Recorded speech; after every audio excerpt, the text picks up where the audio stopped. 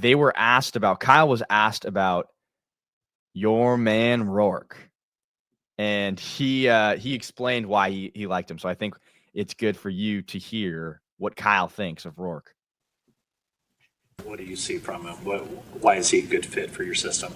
Loved his size, love how he throws, loved how he plays the position.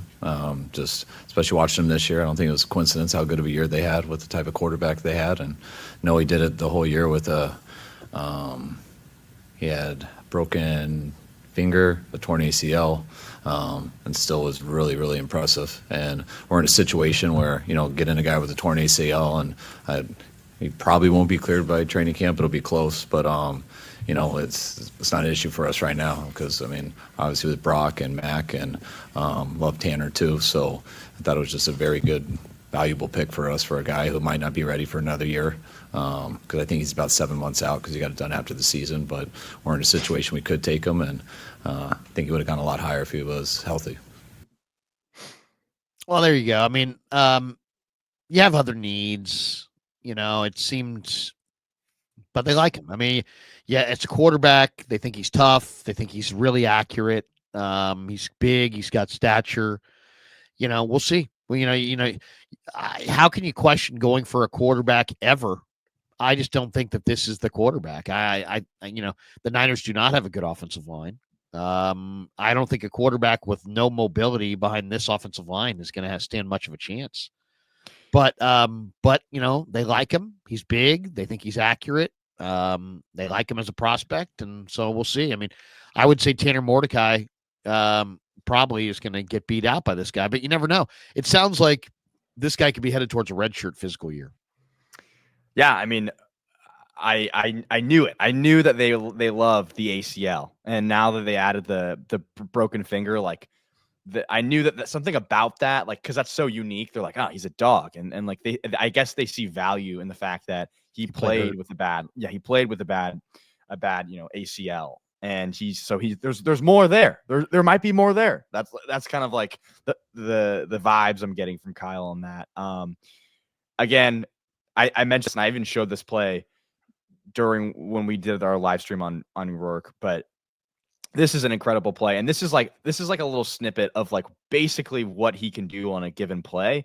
He can make a throw that's just incredible. This is an incredible throw. It's just the consistency from him that you'd like to see, stop, go right in the breadbasket, touchdown with Mason Graham in his face. This is the type of play where I'm sure the 49ers saw this play and they're like, this is an NFL quarterback. We want a quarterback that can make this throw.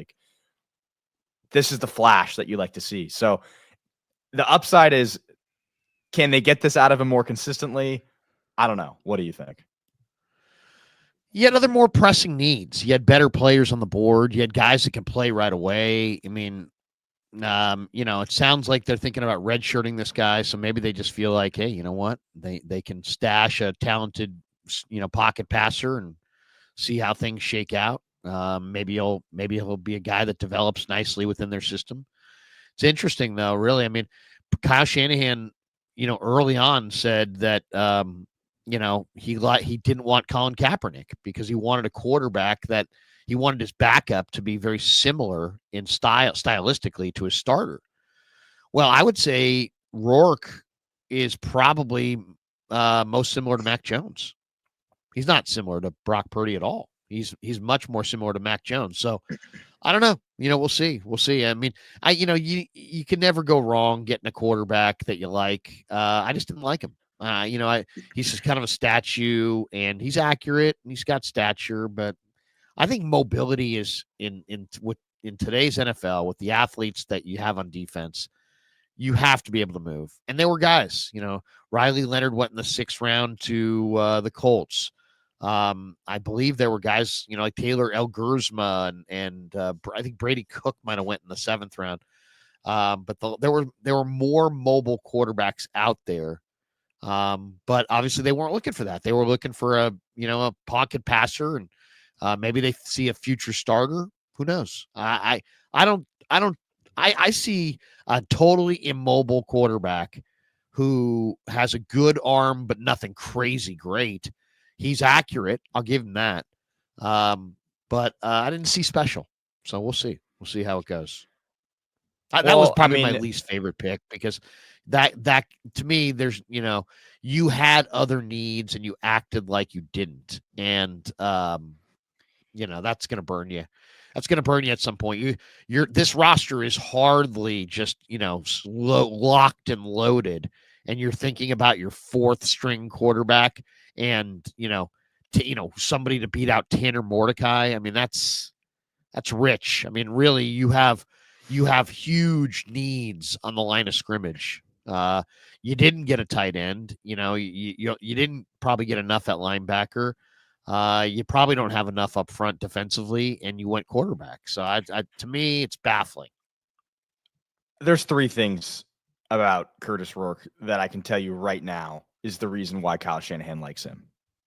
One of them is the one I already mentioned, the toughness. Like, just hearing that he played through an ACL, that's the first thing that went through my mind. Is like, obviously the Niners like that because that makes sense to me. Playing through the broken finger or whatever.